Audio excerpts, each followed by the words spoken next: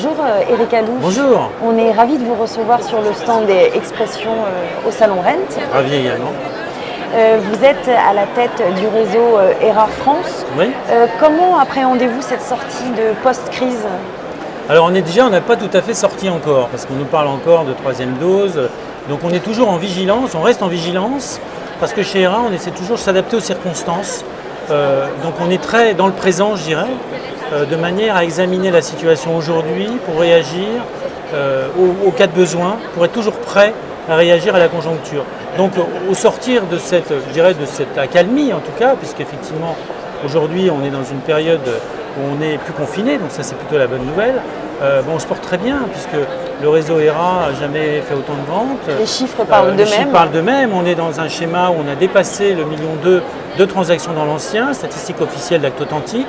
On confirme cette tendance puisque nous, les statistiques de septembre montrent que tout ça continue effectivement à progresser, même si effectivement à un moment donné on va bien arriver à une pause dans cette progression, ce qui serait normal et sain. Mais aujourd'hui, on n'a pas à se plaindre puisque les fondamentaux de l'immobilier sont au rendez-vous. Et j'imagine que vous recrutez donc, dans cette belle période. Absolument, alors on recrute. Déjà, les agences recrutent beaucoup de collaborateurs.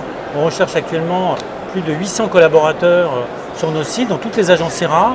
Donc tous les gens qui peuvent être intéressés par une carrière de l'immobilier, qui connaissent ou pas l'immobilier, peuvent aller voir une agence ERA et puis discuter avec un agent immobilier ERA pour rejoindre les équipes. Parce qu'il y a énormément d'opportunités aujourd'hui dans l'immobilier.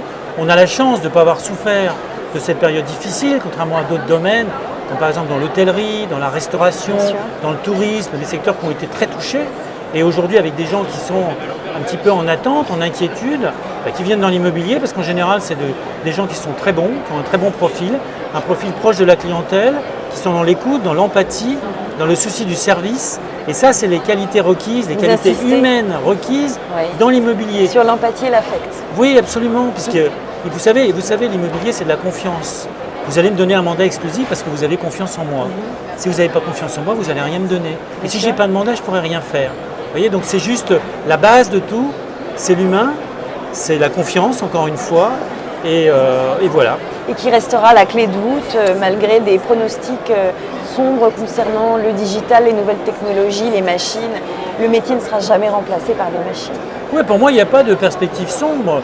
La technologie a toujours été un outil. Les mauvaises langues, en tout cas. Oui, les mauvaises langues, mais il y a toujours des mauvaises langues en tout temps. Et les mauvaises langues, il faut les laisser être des mauvaises langues, parce que de toute façon, voilà. Mais nous, on regarde la réalité. La technologie est un outil. La technologie n'est pas plus qu'un outil. On ne peut pas faire une estimation sérieuse avec un algorithme. Il faut des gens qui aillent voir sur le terrain le bien immobilier. Chez nous, quand on fait une expertise, ce n'est pas un bidouille au doigt mouillé, c'est quelque chose qui est assis sur une présence physique dans les lieux. Il y a une commission d'estimation avec plusieurs collaborateurs dans l'agence. On examine la valeur locative, on examine plein de paramètres qui ne peuvent pas être mis en équation. Et donc c'est extrêmement important et on le doit à nos clients. Parce que sinon, à ce moment-là, le métier n'existe plus. Si le métier se contente d'être un algorithme, à quoi ça sert d'avoir des professionnels? Pas de plus-value. Exactement. Et comment appréhendez-vous le marché et le métier dans ces prochaines années? Très bien, je dirais, ça reste un métier d'être humain, donc il faut continuer à être dans cette mouvance d'être humain. Et vous savez, ce métier, c'est nouer des contacts, avoir des relations avec les gens. Donc la clé, la base du métier, c'est d'avoir ces relations. Ces relations mènent à des informations qui mènent forcément à des rendez-vous qui provoquent des mandats. Qui tient les mandats, tient le marché. Donc si vous me faites confiance, vous me donnerez l'exclusivité. Si j'ai l'exclusivité, je serai serein, je pourrai bien travailler.